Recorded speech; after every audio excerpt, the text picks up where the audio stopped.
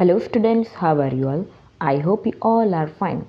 Today we'll see standard 8 and subject science. In that chapter number 2 and chapter name is microorganisms, friend and foe. In that previous video we have seen up to main 7. Today we'll see main 8. Explain giving scientific reasons. 2 marks each. Number 1. Microorganisms are considered as friends and enemies of human beings. Microorganisms are useful in many ways to human beings and other organisms.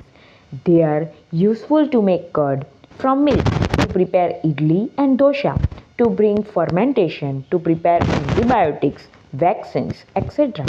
Some microorganisms causes disease like malaria, cholera, tuberculosis, typhoid, polio in human. So, due to microorganisms' usefulness as well as harmfulness, they are considered as friends and enemies of human beings. Question number 2.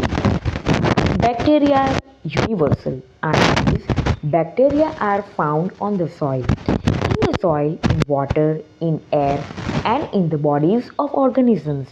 Bacteria are present in snow covered regions and deserts also. There is no place on the earth where bacteria are absent. So, bacteria are universal or omnipresent. Question number 3. Water should be boiled and then used during an epidemic. And during an epidemic, microorganisms enter water reservoirs through the clothes, utensils, excreta, urine, vomit, etc. of a patient. Water in reservoirs gets contaminated. Diseases are caused by drinking such water. On boiling water, the microorganisms in it are destroyed. So water should be boiled and then used during an epidemic. Now see the next page. Food should always be covered. Answer is houseflies act as a carrier of disease-causing agents and responsible to spread disease like cholera, typhoid, etc. The flies feed on the garbage and animal excreta. Pathogens stick to their bodies. When these flies feed on uncovered food, they may transfer the pathogens. Whoever eats the contaminated food is likely to get sick. So, for to keep the food safe from contamination, it should always be covered. See main 9, write 2 points of difference, 2 marks each. Number 1, difference between yeast and a mold. Point 1, in yeast. Yeast is a unicellular fungus and mold is a multicellular fungus. Second point, it is beneficial fungus and here it may beneficial or harmful fungus. Third point, it can sustain its life with oxygen or in the absence of oxygen, and here in mold, it requires oxygen for living. Now see the difference between fungus and alga. Point 1, in fungus, there is no chlorophyll or other pigment in their cells, and in alga, there is a chlorophyll or other pigment in their cells. Point 2, they are either parasitic or saprophytic, and alga are autotrophic. In fungus, they are mostly white or black, and in alga, they are green or of different colors. Now see the distinguish between virus and bacteria. Virus. As the virus are very minute, they can be seen with an electron microscope only. And bacteria can be seen with a compound microscope. Now virus, they do not have cellular structure, and in bacteria, they possess cellular structure. Virus, they are definitely harmful to us, and in bacteria, they are useful as well as harmful to us. Now see the next page. Main 10, classify 4 marks each. Point 1. Classify the following microorganisms into bacteria, fungi, algae and protozoa. First of all, we will see the given microorganisms: Penicillium, Lactobacillus, Paramoecium, Spirogyra, yeast, amoeba, Rhizobium, Anabaena, Plasmodium, Pseudomonas, Mucor and Nostoc. Now see the bacterium. Now see the classification. Penicillium is a fungi. Lactobacillus is a bacterium. Paramecium is the protozoa. Spirogyra is the alga. Yeast is the fungi. Amoeba is the protozoa.